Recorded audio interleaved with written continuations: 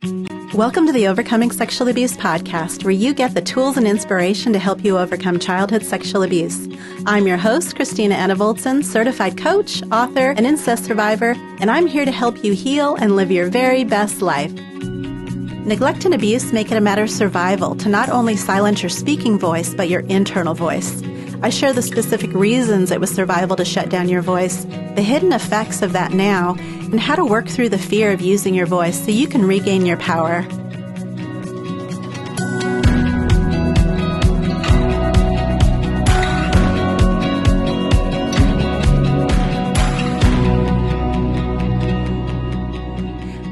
I remember the most painful day of my healing, and it was about 6 months into the lawsuit where my parents sued me for speaking out about the sexual abuse my dad perpetrated on me. The lawsuit itself was excruciating. I'd been healing and finding my voice and getting on with my life. I'd been estranged from my parents for several years, and I was settling into this life without their control or without their judgment. And I thought that they couldn't touch me anymore or cause me any more harm. And with the lawsuit, it felt like I was just pulled right back into the abuse. They sued me for defamation of character and intentional infliction of emotional harm. And if I didn't respond to their assertions, I could lose my right to speak out about the abuse. I had just recovered my voice, and now they were threatening to take it away. I was angry and brokenhearted and scared. It didn't feel like something I could live through. And one of the things that was so painful was reading through the discovery that my mother submitted as evidence. It was full of twisted truth and even some outright lies. She was just desperate to shut me up. And the tone felt so familiar. It was the same feeling I had as a child. And that was just this understanding on a very deep level that she had always tried to shut me up. And under that truth, I just collapsed. And it makes sense that it's so painful, because when you're a child, your voice is all you have. A baby cries to indicate she has a need, and then someone's supposed to meet that need. But when the voice isn't met with that met need, or you're shamed for having a voice, then that's a risk to your life. And when your voice is discounted and ignored and attacked, you learn to shut it down. There was a big news story from 1990 about the orphanages in Romania. And after the communist dictator was assassinated and the Iron Curtain lifted, reporters went in and they found something like 170,000 children in orphanages. And the babies and older children were left without connection and touch. Nobody comforted them or held them or spoke kindly to them. And the reporters said that the most haunting thing was that in this room full of children, it was silent. Even the babies had learned that their voice didn't matter. Nobody was coming, and so they stopped trying. So what was happening in their nervous system? That cry for help means that the child is in distress, that fight or flight response. And what's supposed to happen is that the parent comes and attends to the needs, and then the child is calmed. And when nobody comes, the way the nervous system works is when fleeing doesn't work, we go to fight. When fighting doesn't work, we go to freeze. Well, actually, before freeze, there's a fawn response. And that fawn is the please and appease. So those babies and children had gone to freeze. And that's when all your options are exhausted and you're just preparing to die. And from a physiological standpoint, it's giving up. And that freeze response dulls your physical and emotional pain so it doesn't hurt so much to die. That orphanage is an extreme case of severe neglect, but it's a picture of what happens to us when our voice doesn't matter. When your voice is ignored, and maybe you're shamed for using your voice, you stop using it. Another result is, remember that fawning response, that please and appease. We can try to be as pleasant and low maintenance and easy, maybe try to be helpful. It's that statement, I'll be good, just please don't leave me, or I'll be good, just please don't hurt me. My daughter had a baby recently, and something that makes her really angry is people asking, is he a good baby? And she wants to say, what's a bad baby? It's so common to think of easy babies or easy children as good. And sometimes when they're quiet, it means all their needs are met. But sometimes their quietness means they've given up on having their needs met. Gabor Mate talks about this a lot, that we have this need for authenticity, and that means being ourselves, and being able to be the full expression of who we are. But we also have this need for attachment, and that's that need to bond and connect and to be fully seen and heard and to have the feeling that we can count on someone. And our true selves can come in conflict with our caregivers. So when you're ignored and shamed, those needs for being true to yourself and connected with someone are in conflict with one another, and the child has to choose. And the only choice is to sacrifice her authenticity in hopes of keeping that attachment, because abandonment to a child is life-threatening. So in sacrificing her authenticity, she squishes herself and hides the things that other people may find unlikable or they wouldn't approve of. And to keep a connection with other people, she has to disconnect from herself. So she shuts down her inner voice because it's safer that way. If she's too connected to what she thinks and feels, what she wants, then she might say it. So those things remain unspoken even to herself. So you can see why expressing your voice would be dangerous and staying silent would be self-protection. Added to that, with childhood sexual abuse, there's the added layer of the secrets and the lies, especially with incest. It's survival to stay silent. The shame the perpetrator forces you to wear then makes protecting the abuser, protecting the secret, seem like you're protecting yourself. You think you were to blame, and to be found out is to feel more shame and more rejection. And when you have that big secret, you learn to guard your thoughts and words. To share authentically in one area may inadvertently let the secret slip out. And so there's that wall that protects you and the secret, and those walls then become a prison. Before my parents sued me, I heard from my son that my dad wanted to talk to me. We'd been estranged for years, and I had no idea what he might want to say to me. But I decided to talk to him because I actually had never confronted him with the abuse, and I wanted to do that. I knew there wasn't much chance of a change of heart on his part, but I wasn't looking for his response to make me feel better. It had been a secret I was supposed to keep, and talking to him, to me, that was the ultimate in disobeying that rule. And I know for some people it's speaking publicly that is the ultimate in disobeying that rule, but I'd already been doing that, and that wasn't direct enough for me because there was something that was specifically about telling him. And so that was like saying, I'm not going to live by your rules anymore. And so I also voiced that to him because all my life I'd been protecting him and his feelings. And I knew that talking to him about that, he would feel uncomfortable. And I wasn't looking for him to feel uncomfortable, but I was okay if that was a consequence of me speaking the truth. I wasn't trying to protect him anymore. I wasn't trying to be the so-called good child anymore. I wasn't looking for approval or acceptance. I was making waves and I was stirring things up. And that's sometimes what the truth does, and that feels good.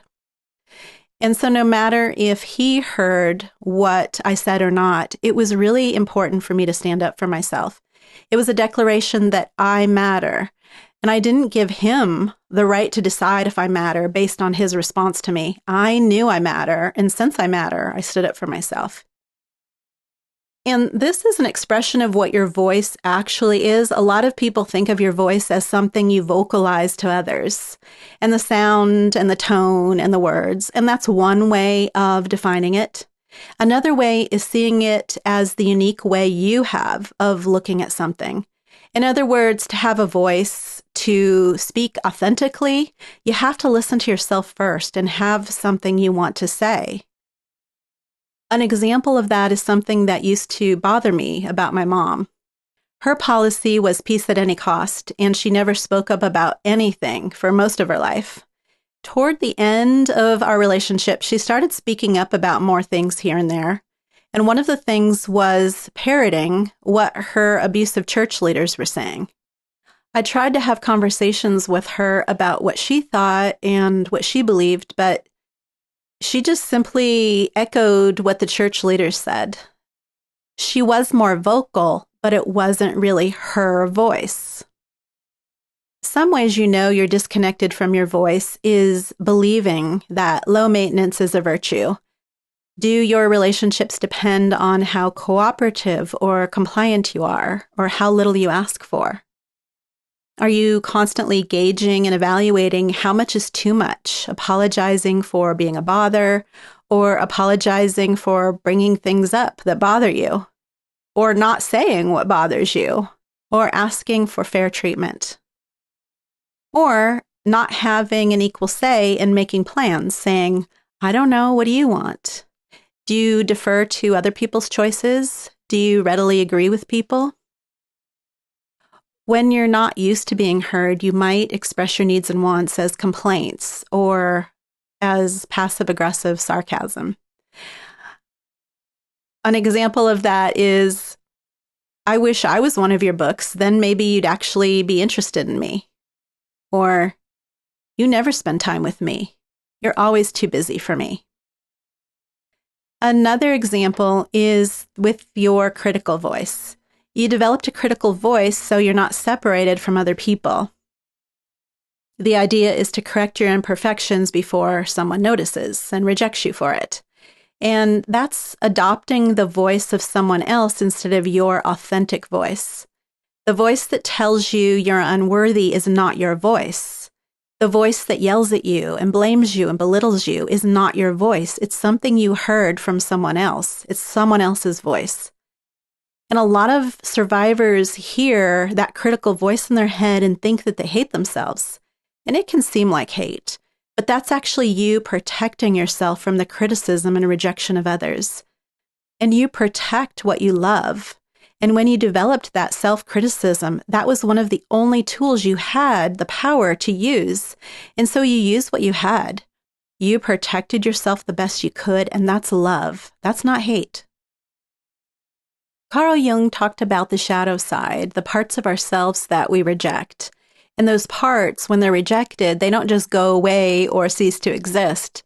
They find an expression, and since you haven't developed them and owned them because you've denied them, they have the potential to be destructive. And so in this case, we're talking about rejecting our voice, so we don't develop it. And then you don't learn to ask for your needs directly, but we all need help. And so to get another person to help us, we manipulate. And I used to do this a lot. I did things for other people that I really wanted them to do for me. And I hoped they'd get this hidden message that I was giving them to help me too. Other times I would just hint at what I wanted, but I didn't actually ask. And people couldn't read my mind. So when I didn't get my needs met, then it just led to more of the feeling of feeling rejected. So they really didn't know what I wanted or needed, but many times I didn't know either. I just hoped that somebody else would know and fix it. And so that's a necessary step, is to know what you want. What are you saying to yourself? And that's definitely a process, but to start with, begin with needs you have the power to respond to. Don't start with things you need from other people. Pay attention to when you're asking for something to drink or eat or sleep, those simple things. And then don't just hear that need and ignore it or tell yourself to wait. Treat yourself like you're important. It can feel really scary to connect with the voice inside you and what you think and feel and know and want. And that's important to acknowledge that fear and to validate it. And then to have compassion for yourself. Remember, it came from very unjust experiences. And one thing to bring in here is that there's a lot of these dynamics from childhood. They just aren't useful anymore because we don't live in the same circumstances. We have power. We have other options than we did as a kid. We have other relationships that we can draw on than we did when it was just our dependence on our parents. And that's important in developing courage and finding your voice. But even in adulthood, there's the risk of rejection for saying what you really want or think or feel. And there have always been, in any time in history, in any culture, it's been a risk. But it's especially true in places in the world under governments that don't allow free information to flow. And even in the US, where we're ensured freedom of speech, there are voices that are silenced by the powers that be. And that's a problem because if we don't have a voice, we don't have freedom. We live in a cancel culture where there's a right and wrong way to think and feel, and you'd better guard your words. And I am all for civility, but all of this is going way too far. It reminds me so much of the abusive cultures that I've been a part of, starting with my abusive family and the abusive church that we went to. The people with power, the people on high decide what's right and moral and the true way to live and speak, and you'd better not go against that.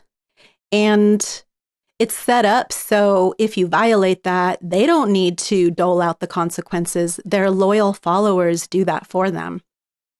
In episode 12, How Abuse and Healing Impacted My Marriage, my husband was my guest, and we shared how Don spoke out about the church abuse that we used to attend, and he was canceled and his whole business went under.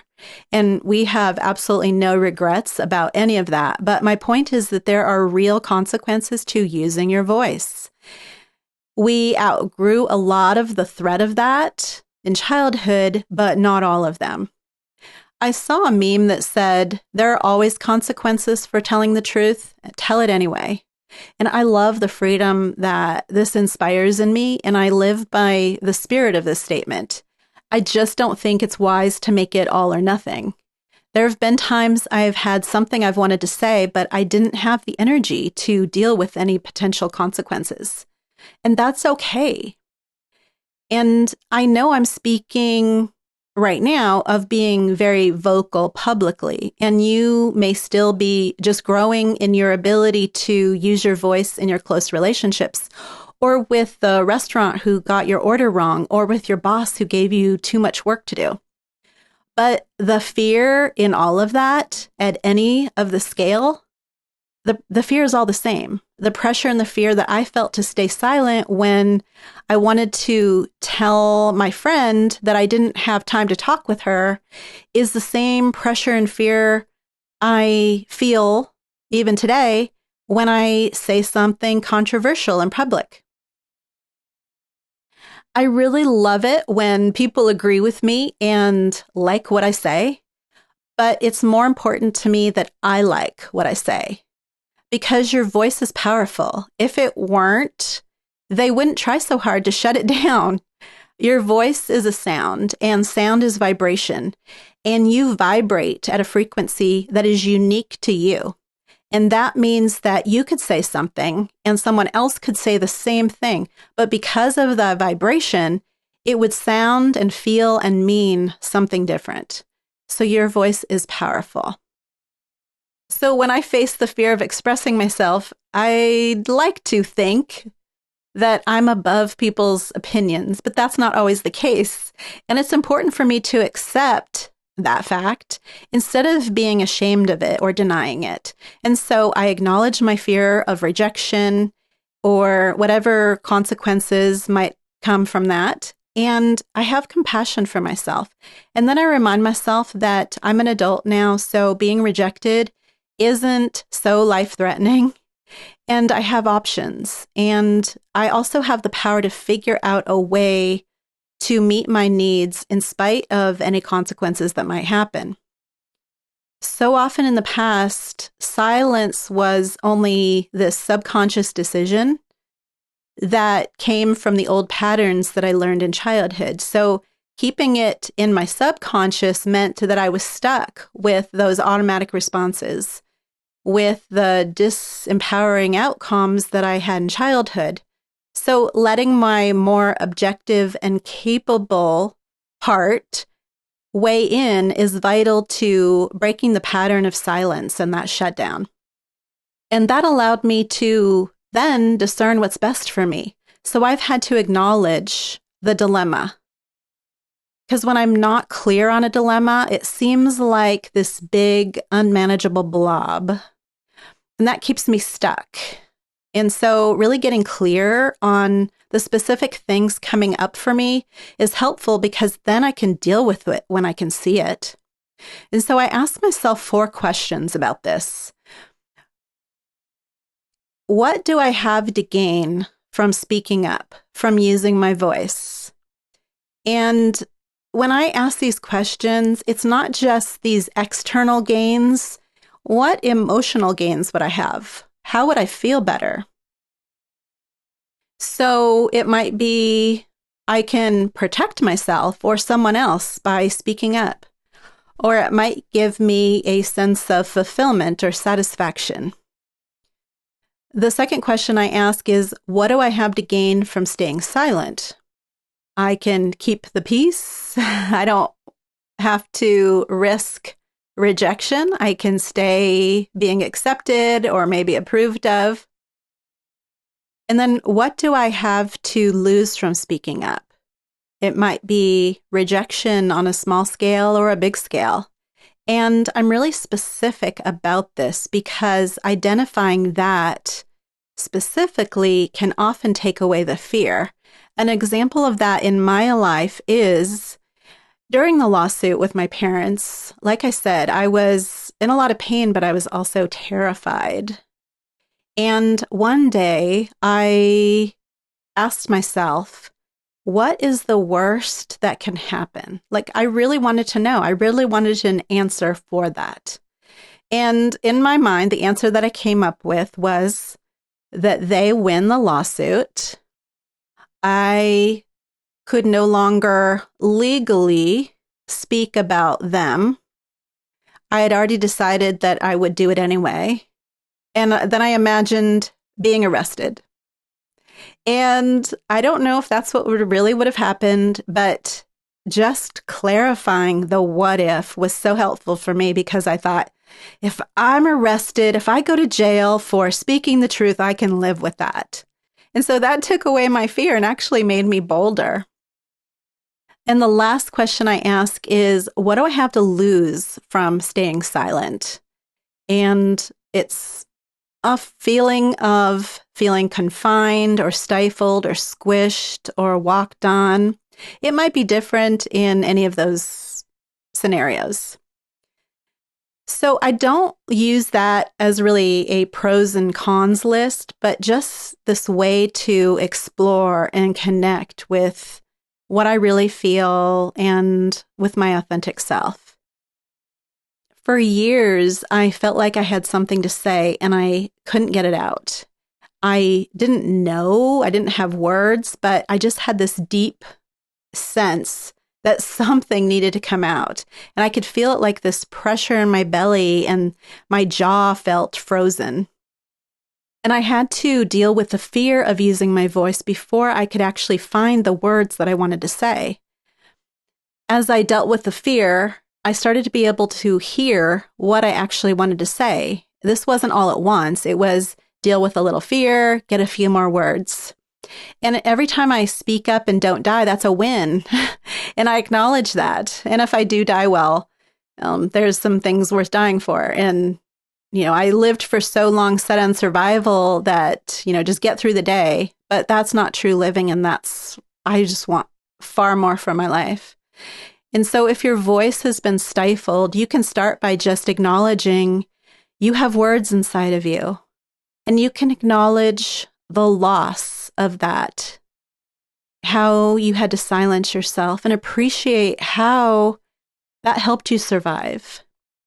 And then to have compassion on how hard that was and how hard it is now, both to live without your full voice and then to have to work on getting it back.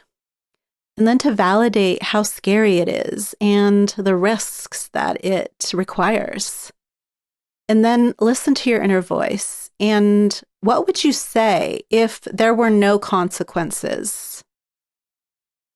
And you can take this through those 4 questions that I shared and decide if you want to share anything, because you don't have to share everything. You can share a part of it, you can share everything, or you can share nothing. And you might start with asking for something that you don't really want. There's something about that that just takes the pressure off. And with every step you take, it's normal to feel a variety of emotions, from relief to victorious to depressed and exhausted. So really take care of yourself.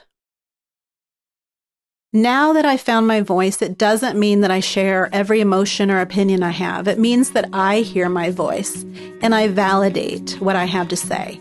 And from that place of feeling heard by me, then I can decide what to share with others and what to keep to myself. Listening and being attentive to my own needs and wants and fears, it creates this safe space for expression. I used to believe that I wasn't worth listening to, and now I know that even if other people don't accept me or accept my voice, I do. Well, thanks for joining me today. I'm bringing you more on healing and boundaries and self-care and family dysfunction, so be sure to subscribe to the podcast so you don't miss any of it.